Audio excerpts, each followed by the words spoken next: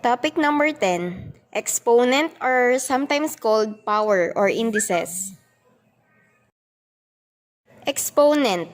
Ibig sabihin nito kung ilan beses mo imumultiply ang number or letter itself. Example, 8 raised to 3 or 8 to the power of 3 or pwede din nating tawaging 8 cube. Ibig sabihin, i-multiply 3 times ang 8 by itself. 8 times 8 times 8 is equal to 512. Paano naman ang gagawin natin kung negative ang exponent? X raised to negative a is equal to 1 over x raised to a. 1 over x raised to negative a ay equivalent naman sa x raised to a. Sa fraction exponent, x raised to a over b ay equivalent sa b root ng x raised to a. Tandaan lang ang illustration na ito for negative exponent at fraction exponent para ma-convert at madaling isolve.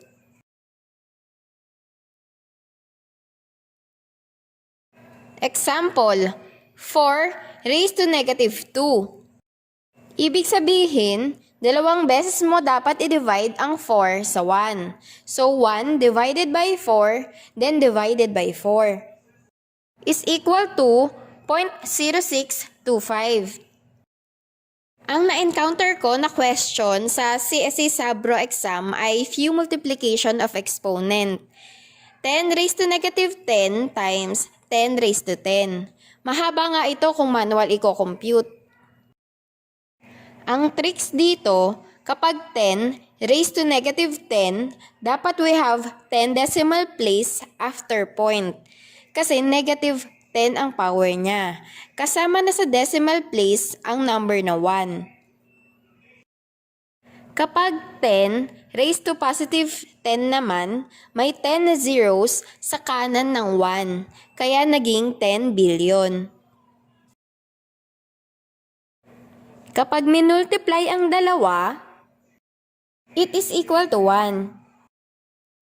Bawasan lang ng 10 decimal place ang 10 billion from right to left dahil minultiply ito sa with 10 decimals. Kaya naging 1. Tandaan ito para di na mag-manual computation kapag ito ay natanong ulit. Pumunta naman tayo sa with fraction exponent.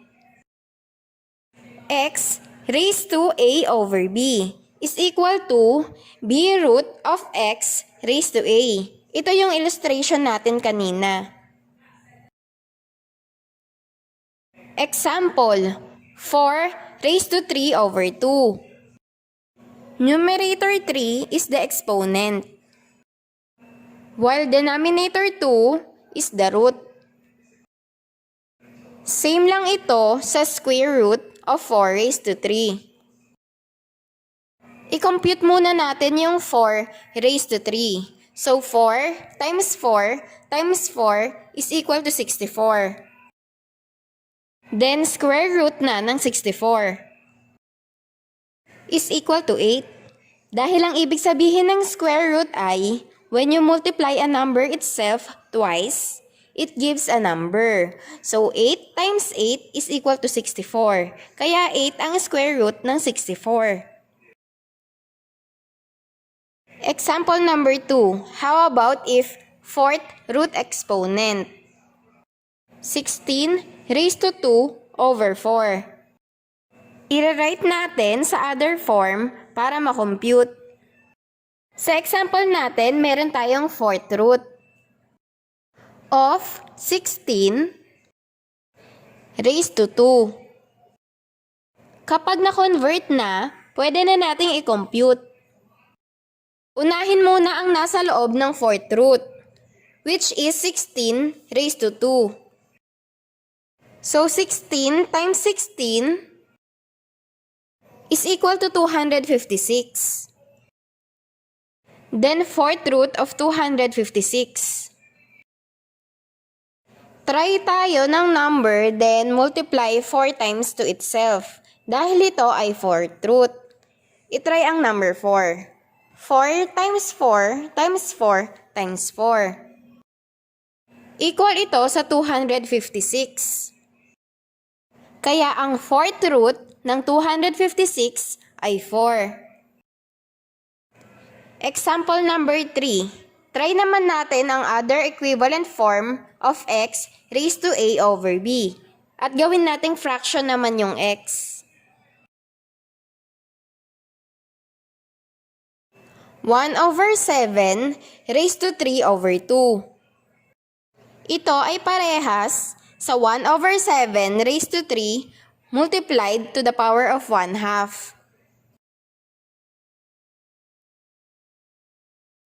Kapag na-convert na, pwede na nating isolve. Unahin muna ang 1 over 7 raised to 3. So 1 over 7 times 1 over 7 times 1 over 7. 1 times 1 times 1 is equal to 1. 7 times 7 times 7 is equal to 343. So meron na tayong 1 over 343.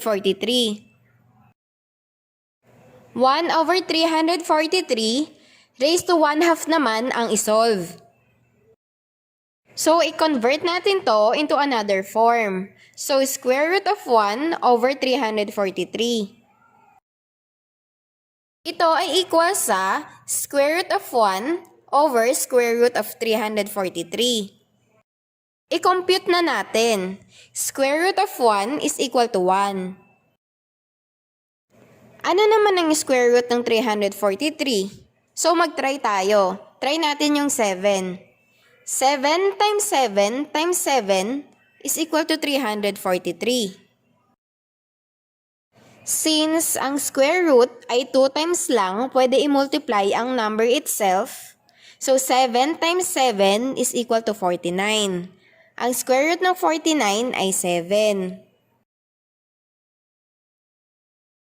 Kaya, ilabas natin sa square root ang 7. At iiwan ang isang 7 sa loob ng square root. 7 square root of 7 ang square root ng 343. Kailangan naman sa denominator ay walang radicals. Ang radicals, example, fourth root, square root, cube root, etc. Ang tawag naman sa pag-eliminate ng radicals ay rationalize. Bakit need mag-rationalize? Para madaling i-compute ang denominator kapag ito ay whole number. Ang pag-rationalize, i-multiply ang radical ng denominator both sa numerator at denominator. Dito meron tayong radical na square root of 7. 1 times the square root of 7 is equal to square root of 7. 7 square root of 7 times the square root of 7 is, i-copy lang natin yung whole number na 7.